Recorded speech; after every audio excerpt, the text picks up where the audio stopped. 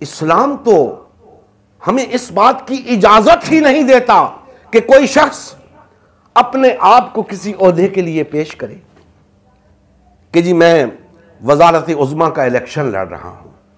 इस्लाम कहता है तुम रिजेक्ट हो, तुम कोई मफाद चाहते हो, तुम्हारा कोई लालच है, तुम इस ओहदे का इस्तेहकाक नहीं रखते।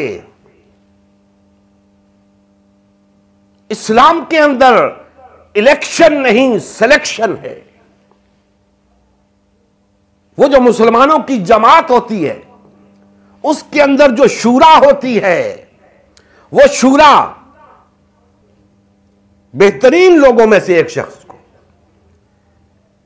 शूरा मुकर्रर करती है, मुंतखब नहीं करती। अवाम को कुछ लेना देना नहीं क़यादत के तकर्रुर के लिए। और ये चीज़ अगर हम नबी करीम सल्लल्लाहु अलैहि वसल्लम की हयात तैयबा में तलाश करने की कोशिश करें तो नहीं मिलेगी। उसकी वजह है कि आप अल्लाह के रसूल थे, आपने ही इस दावत का आगाज़ किया। जब दावत का आगाज़ फरमाया, जमात बनती गई, मुनज़्ज़म होती गई, ज़रूरत ही पेश नहीं आई। जब आप इस दुनिया से वसाल फरमा गए, तब ज़रूरत महसूस हुई कि अब मुसलमानों की क़यादत कहां से आएगी, कैसे आएगी। इस दौर से, इस खिलाफत राशिदा के दौर से बहुत से लोगों ने यह अखज़ करने की कोशिश की है कि इस्लाम में इलेक्शन है।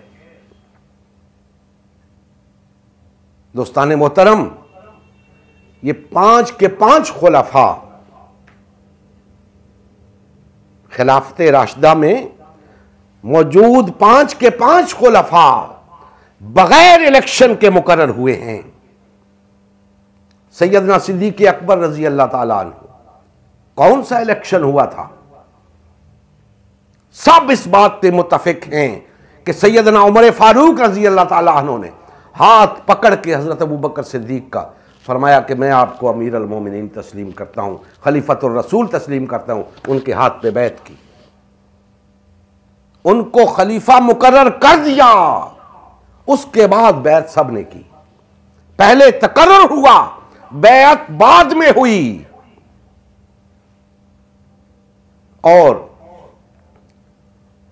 चंद लोग ऐसे थे जिन्होंने उस वक्त बैत नहीं की, थोड़े वक्त के बाद की। लेकिन यह बात मुसल्लिमा है कि उस दौर में मुसलमानों के अंदर कोई शख्स न था जिसने सैयदना अबू बकर सिद्दीक रजी अल्लाह ताला अन्हु को खलीफतुर रसूल तस्लीम न किया हो।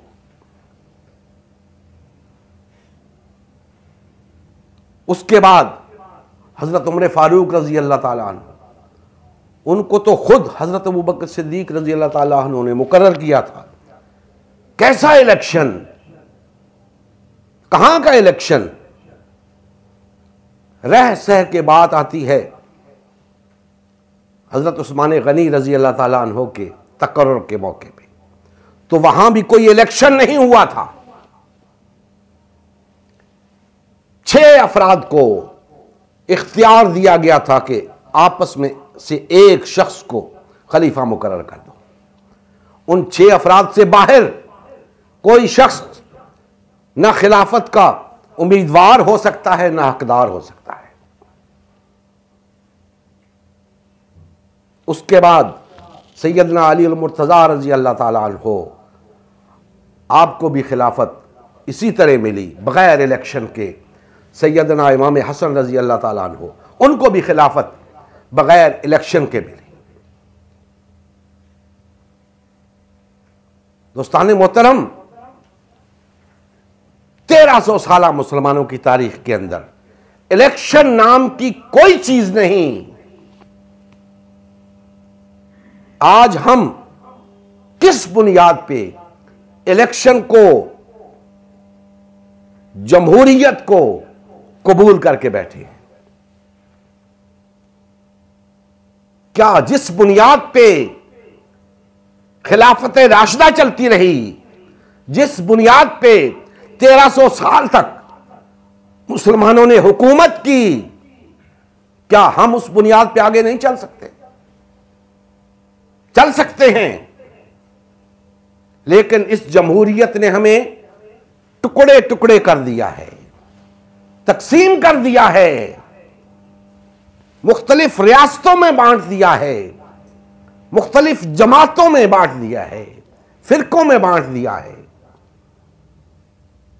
आज भी अगर हम एक जमात बन जाएं, इलेक्शन की जरूरत नहीं रहेगी, बल्कि उस जमात के बेहतरीन लोगों को इख्तियार सौंप दिया जाएगा, हुकूमत के तौर पे नहीं, अल्लाह की खिलाफत के तौर पे, अल्लाह की खिलाफत के तौर पे। क्योंकि इस्लाम में हुकूमत अल्लाह की होती है, जमहूरियत में और दीगर अदियान में हुकूमत बंदों की होती है, इंसानों की होती है। इस्लाम में अल्लाह की हुकूमत होती है। अब अल्लाह की हुकूमत और बंदों की हुकूमत में फर्क तो होना चाहिए ना।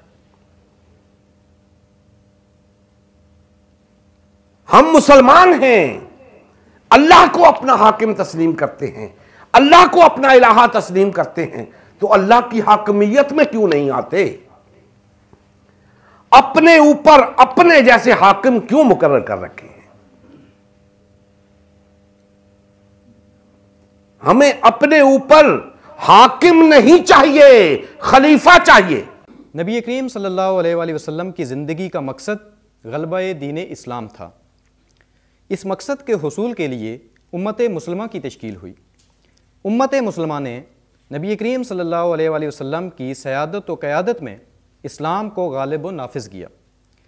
जब तक उम्मत मुसलमा में वादत रही, इस्लाम का गलबा बरकरार रहा।